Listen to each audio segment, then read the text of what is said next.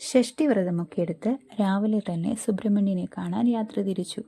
ദക്ഷിണേന്ത്യയിലെ വളരെ പ്രസിദ്ധമായ ഒരു ഹൈന്ദവ ക്ഷേത്രമാണ് കുക്കി സുബ്രഹ്മണ്യ ടെമ്പിൾ. കർണാടകത്തിലെ മംഗലാപുരത്തു നിന്നും 103 കിലോമീറ്റർ അകലെ മാറി കുമാരപർവ്വതത്തിൽ നിന്നും ഉത്ഭവിക്കുന്ന കുമാരധാര നദീതീരത്ത് വനമേഖലയിൽ സ്ഥിതി ചെയ്യുന്ന ഈ ക്ഷേത്രം നാഗദോഷ പരിഹാരത്തിന് വളരെ പ്രസിദ്ധമാണ്. റോഡ്, ട്രെയിൻ എന്നിവ മാർഗം ഇവിടെ എത്തിച്ചേരാവുന്നതാണ്. കാർത്തികേയ സുബ്രഹ്മണ്യ ഷഷ്ഠി എന്നറിയപ്പെടുന്ന ഈ ഷഷ്ഠി വർഷത്തിൽ അതിഗംഭീരമായി ഇവിടെ ആഘോഷിച്ചു വരുന്നു. 6 ദിവസത്തെ യുദ്ധത്തിനു ശേഷം കാർത്തികേയൻ 5 തലയുള്ള നാഗത്തോടൊപ്പം താരകാസുരനെ പരാജയപ്പെടുത്തിയ ദിനം എന്നാണ് സങ്കല്പം. ഈ വർഷത്തെ സുബ്രഹ്മണ്യ ഷഷ്ഠി നവംബർ 25 രാത്രി 10:56 മുതൽ പിറ്റേന്ന് പകൽ 12:01 വരെ ആയിരുന്നു.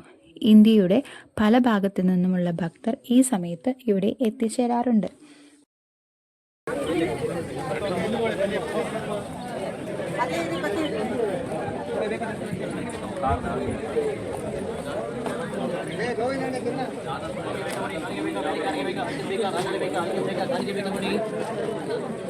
ഈ കാണുന്നതാണ് ആദി സുബ്രഹ്മണ്യന്റെ മൂലസ്ഥാനം.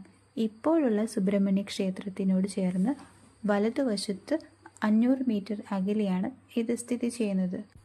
ഇവിടെയാണ് സുബ്രഹ്മണ്യൻ ആദ്യമായി കുടികൊണ്ടത്. അതിനാൽ ആദി സുബ്രഹ്മണ്യൻ എന്നറിയപ്പെടുന്നു.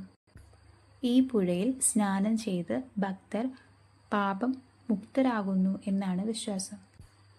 നാഗദോഷ പരിഹാര പൂജകൾക്ക് സമയമെടുക്കുന്നതിനാൽ ഇപ്പോൾ ഓൺലൈൻ ബുക്കിംഗും ലഭ്യമാണ്.